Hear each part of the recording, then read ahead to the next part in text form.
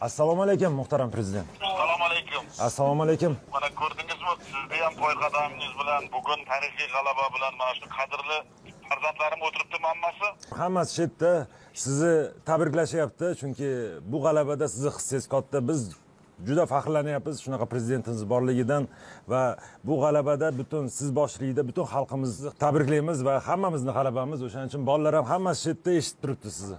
Hammaga hech shubhasiz mana shu bu tarixda milliy sportimiz saldonmasiga oltin harflar bilan bitiladigan bunday yorqin natija yurtimizdagi millionlab futbol muxlislari, butun 38 million xalqimiz tika turib 7dan 70 yashar ko'rdi. Mana shu munavvar oqshomda qutlug' zafar ayyomida ko'p millatli butun O'zbekiston xalqi sizlar bilan faxrli ravishda faxrlanmoqda desak, haqiqatni aytgan bo'laman. Aminman bu tarixiy yutuq xalqimizning ezgu maqsadlar yo'lida yana birlashtiradi. Minglab mana shu yangi O'zbekiston yoshlari nimaga qodir ekanini yana bir marta namoyon etdilar meni farzandlarim. Minglab yoshlar uchun bu ilhom manbaiga, ibrat timsoliga aylanadi. Yangi O'zbekistonni xalqaro obro' e'tiborini yanada oshirishga xizmat qiladi. Farzandlarimni doimo qo'llab-quvvatlab kelayotgan mehribon va talabchan ustoz murabbiylaringizni, milliy terma jamoa barcha a'zolarini, sizlarga baxt va omad tilab kecha kunduz duoda bo'lib kelgan ota-onalaringiz, aka-uka, opa-singillaringiz, barcha yaqinlaringizni o'z nomidan, xalqimiz nomidan qizg'in tabriklab, ularga samimiy minnatdorchilik bildiraman. Timur eshityaptimi? Eshityapti. Albatta mana shu sizlarni saralash o'yinlariga naqadar kuchli raqobat ostida keskin shiddatli kurashlarda o'tgani, terma jamoamizga nisbatan turli bosimlar bo'lganini qaramasdan sizlar zarur ochkolar jamg'arib, azmu shijoatli yangi O'zbekiston yoshlari qanday yuksak marralarni egallashga qodir ekanini yana bir bor amalda isbotladlaring va men siz bosh hamma murabbiylarni va farzandlarimni tabriklayman. Ayniqsa bugungi o'yinda chinakam qahramon O'tkirbek Yusuf 6 marta asradi va men 6 marta minnatdorchilik bildirmoqchiman.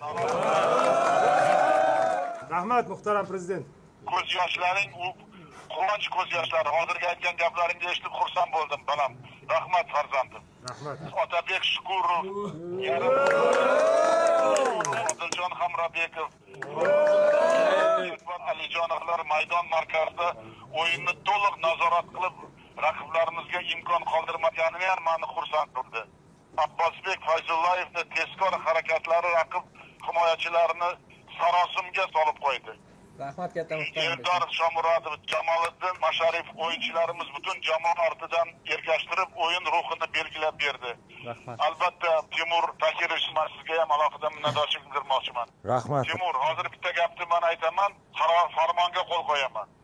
Butun o'zingiz bosh jamoaga O'zbekiston iftixori unvoni beraman. Rahmat kattakon muhtaram prezident. Boshimiz osmonga yetdi. Timur, ikkita uchta ballarga so'z ber. Assalomu alaykum hurmatli prezident. Sizni tabriklaymiz mana shu tarixiy natija bilan. Rahmat, qahramonlik uchun rahmat balam. Rahmat kattakon. Juda ham xursand bo'ldik mana shu tabriklarni eshitib, hozirgi unvonlarni eshitib. Boshimiz osmonga yetdi. Rahmat kattakon sizga. Duolaringiz bilan mana shu tarixga erishdik. Yana hurmatli mana shu bugun telefonda ota-onalaringizga meni nomimdan rahmat. Mana shunday farzand o'stirganlar uchun hammalaringga, ota-onalaringga prezident rahmat deb aytdi, hamma komandaga aytgan. Albatta. Rahmat kattakon. Hurmatli prezident, assalomu alaykum. Assalomu alaykum. O'tkirбек, men qahramon deb bilaman, men seni o'zim ko'rib hali quchoqlab rahmat deyman senga. Rahmat. Assalomu alaykum hurmatli prezident. Assalomu alaykum. Siz rahmat kattakon siz tabriklaringiz uchun va shunaqa vatanimiz borligidan juda ham biz xursandmiz. E'tiboringiz uchun sizni va muxlislarimizni oldida yuzimiz yorug' bo'ldi deb o'ylaymiz. Xudo xolasa bundan ham yaxshiroq natijalar qilib, sizni va xalqimizni har doim xursand qilib yurishga harakat qilamiz. Rahmat javobim. Bu ulug' ayon kunlarda butun xalqimizni xursand qildilaring. Hammasi vatanimiz va siz uchun rahmat katta, sizga e'tiboringiz uchun ham bizga. Sog' bo'ling. Otabek Shukurovga beraman. Assalomu alaykum hurmatli prezident. Otabek, assalomu alaykum balam. Tabriklayman yana hurmatli sizga ham alohida. Katta rahmat, sizni har bir qo'llab-quvvatlaganingiz biz uchun juda ham muhim. Biz har kuni mana shu jahon chempionatiga chiqishda juda ham rosa kutdik. Aytib o'tganingizdek, mana shu Arafa kunida, Hayit kunida xalqimizga bayram ustiga yana bayram ulashdik deb o'ylayman. Sizga katta rahmat. Assalomu alaykum hurmatli prezident. Assalomu alaykum. Ichingda bormi aytgan gaplarim senga? Aytgan gaplaringiz kuch bo'ldi. Butun xalqimizni oldida yuzimiz yorug' bo'lish uchun harakat qildik va buni uddalaganimizdan juda ham xursandmiz.